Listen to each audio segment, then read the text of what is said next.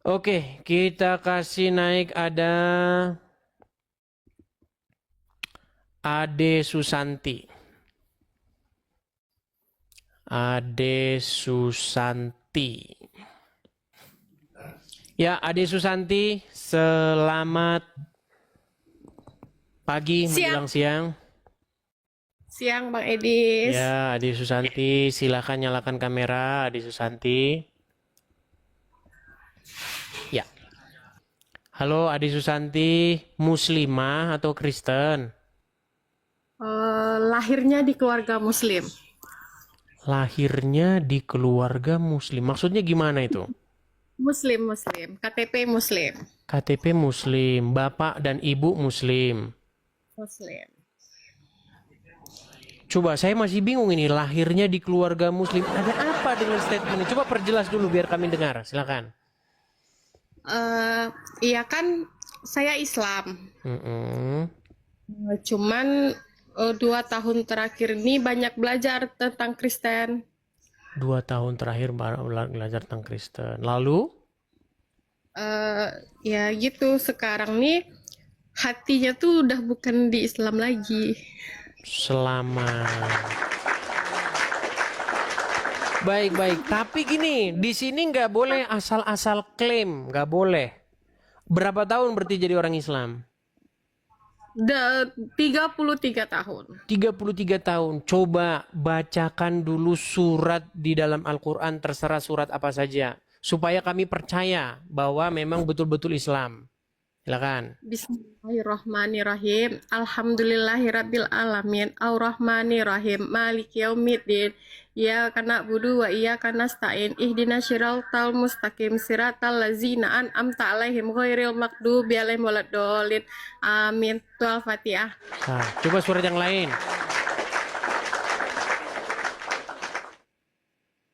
Qul a'udzu birabbin nas, malikin nas, ilahin nas, min syahril waswasil kannas, allazi yuwaswisu fi sudurin nas, minal jinnati wan nas.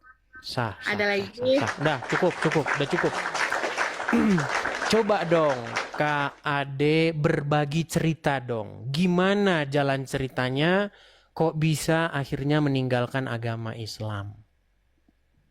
Eh, Sebetulnya meninggalkan secara utuh belum, karena sekarang ini kan saya sering belajar Kristen, beberapa kali juga ikut ibadah ke gereja, Oke. diam-diam ini Bang Hadis, tanpa Diem tapi kok di sepengetahuan sini saya. nanti pasti ketahuan. Berarti kalau sekarang nih ketahuan ya udah berani ambil resiko. Oke, siap, mantap gitu dong. Artinya gini, Undang-Undang Dasar 1945 itu menjamin hak dan kebebasan orang beragama dan berkeyakinan. Begitu, dijamin oleh Undang-Undang Dasar. Begitu. Nah, terus kira-kira nih hal-hal esensial apa begitu yang membuat KAD akhirnya on the way menuju Kristen walaupun belum jadi Kristen, belum udah dibaptis belum, Belum, belum. masih on the way ya. Belum. Apa kira-kira hal esensial apa kira-kira? Karena banyak hal yang saya pelajari di Islam itu merugikan perempuan semua rata-rata. Merugikan perempuan, misal. Hmm, Contohnya aja kayak si suami bisa menikah selama 4 kali, berpoligami. Bahkan boleh mencari istri-istri kalau dengan duit mereka boleh. Ya, terus kemarin kebetulan adik kan juga bercerai sama suami Bang Edis. Jadi ada sekilas lewat di beranda adik kan, kalau laki-laki yang sudah menceraikan perempuan di Islam boleh dipakai lagi asal jerihnya itu dibayar. Waduh, waduh, waduh. Sungguh ngeri-ngeri sedih. Oke, lalu apa-apa lagi? Ya kebanyakan itu masa di Al-Quran atau di hadis dijelaskan bagaimana kita berhubungan intim. Oh iya, ada juga itu. Ya, ya, ya, di hadis ya. Jadi saya tahulah Anda begitu emosional, tapi begini Kak Ade, percayalah bahwa yang seperti Anda ini banyak. Kalau kemarin nonton di channel-channel saya, dan saya rasa di antara 14.600 ini banyak juga yang senasib dengan Anda. Begitu, bagaimana wanita diperlakukan tidak adil seperti itu. Bagaimana wanita itu dianggap otaknya itu separuh, akalnya itu separuh. Bagaimana wanita itu dikelompokkan bersama dengan anjing dan juga keledai, membatalkan sholat. Bagaimana perempuan itu kalau disentuh jadi batal sholatnya. Seolah-olah perempuan itu seperti najis, seperti kotoran. Begitu. Kenapa perempuan kalau tersentuh kok langsung batal? Kalau laki-laki enggak, kenapa? Begitu.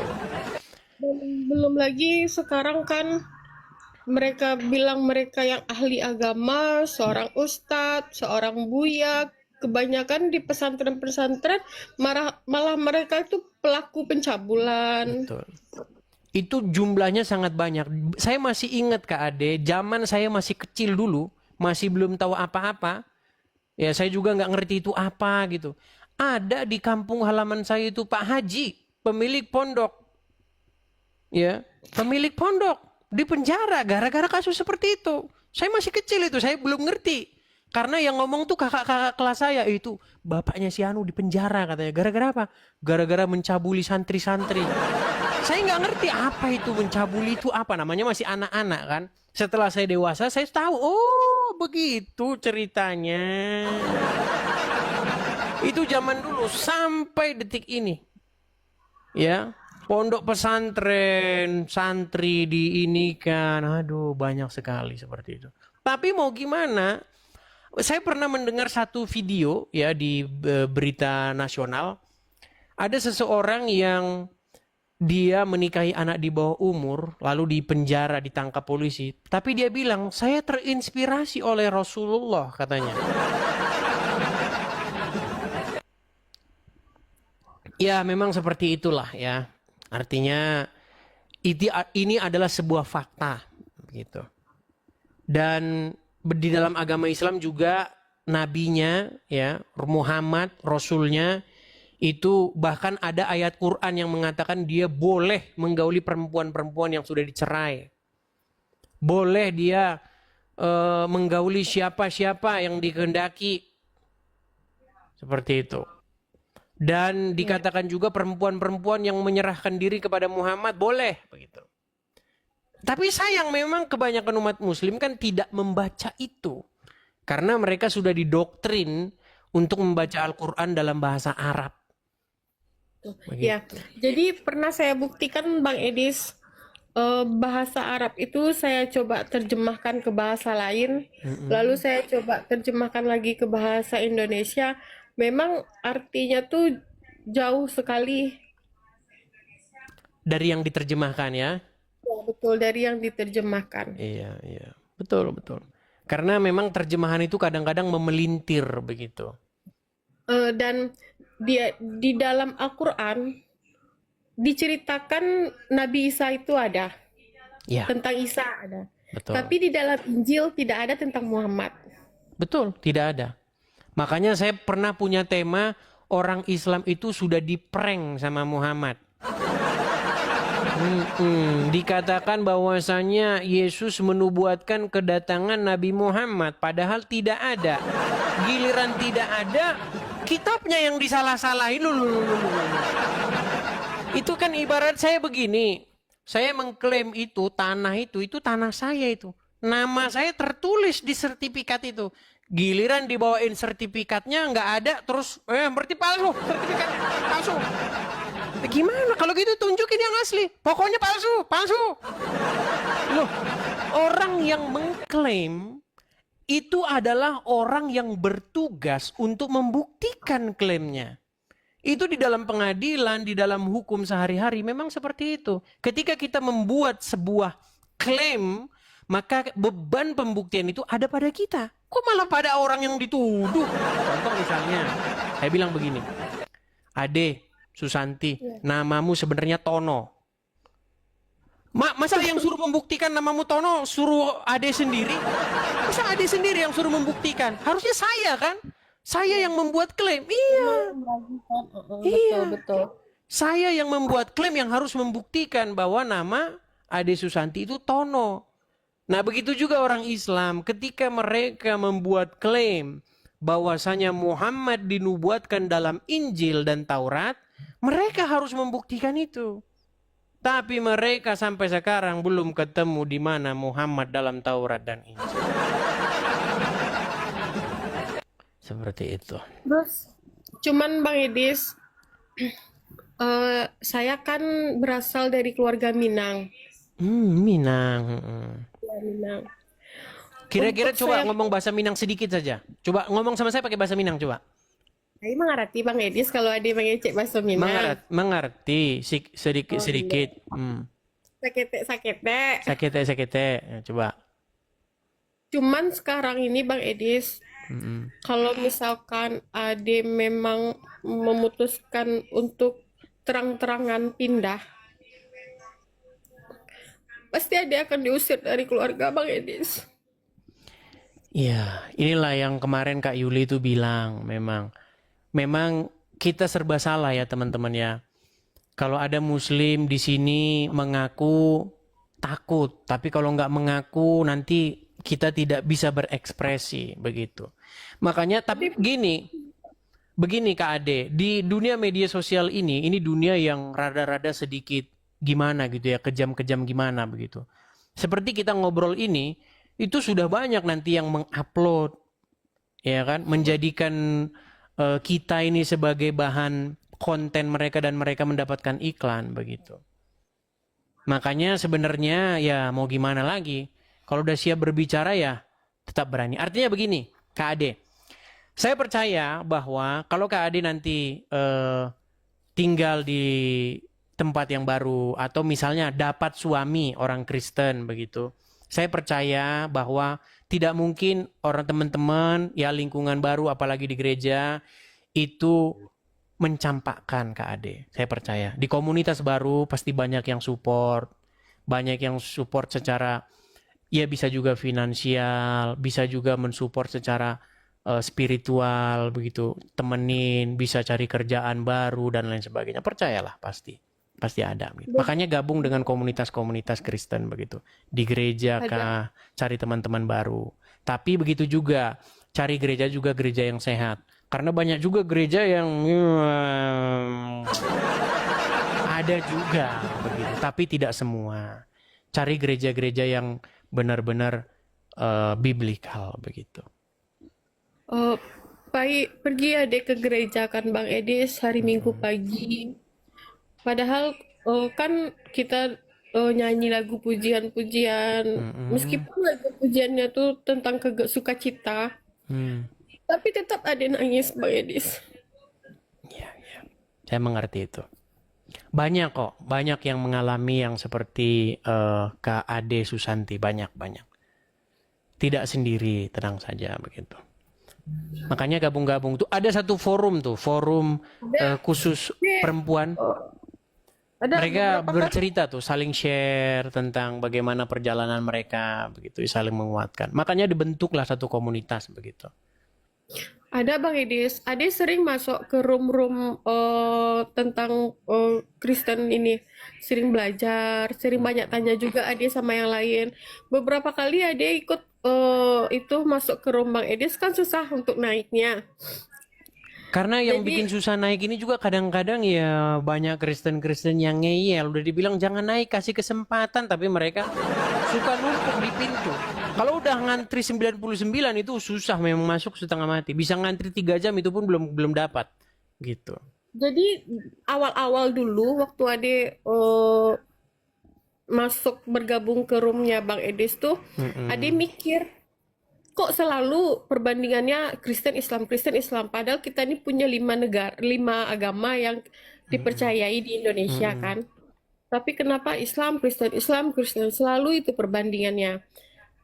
Jadi barulah tadi pas Kak Rosdianti masuk tadi baru ada tahu Ya, karena mungkin selama ini Islam selalu mengkait-kaitkan dirinya dengan Kristen. Kalau agama lain kan nggak pernah. Iya, iya, iya, iya. YouTube macet. Sebentar, saya ini dulu ya. Saya cek dulu YouTube saya. Sambil berbicara nggak apa-apa. Sebentar. Saya waktu 1 menit. Kasi may nangi ko. Terus kasi Ya.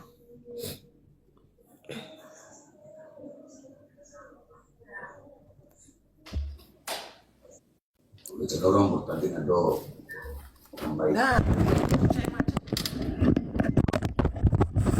Tahu nih kok ada yang ngomong YouTube saya macet. Kayaknya YouTube saya nggak macet, berarti Anda salah nonton di ini. Karena banyak juga teman-teman, akun YouTube itu banyak juga yang palsu. Ya, kalau teman-teman nontonnya di YouTube saya, kayaknya nggak macet. Ya, sambil bicara Kak Ade, sambil saya cek dulu akun apa di YouTube saya. Ya, jadi itu Bang Edis. Pokoknya 2 tahun kalau dulu waktu awal-awal belajar kan hati ini masih setengah-setengah antara iya sama ndak gitu kan. Masih itu belum sepenuhnya yakin.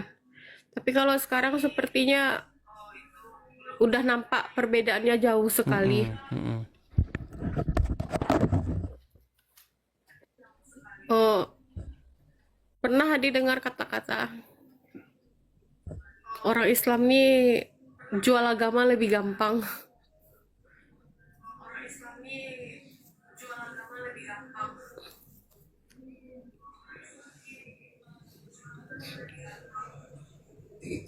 Semenjak semakin ke gereja tiga tentram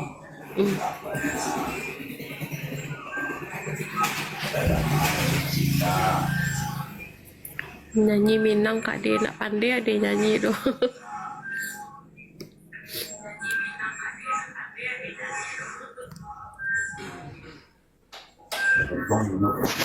Tak tutup. Oke lah. Ya, tadi maaf saya perbaiki tadi di YouTube saya karena memang frozen tadi, hanya ada suara. Iyalah, lalu langkah ke depannya ini bagaimana ini Kak Ade? Eh,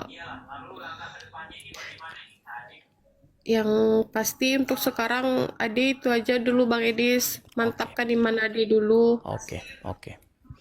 Baik, belajar ya dulu mungkin seperti kata Bang Edis lah.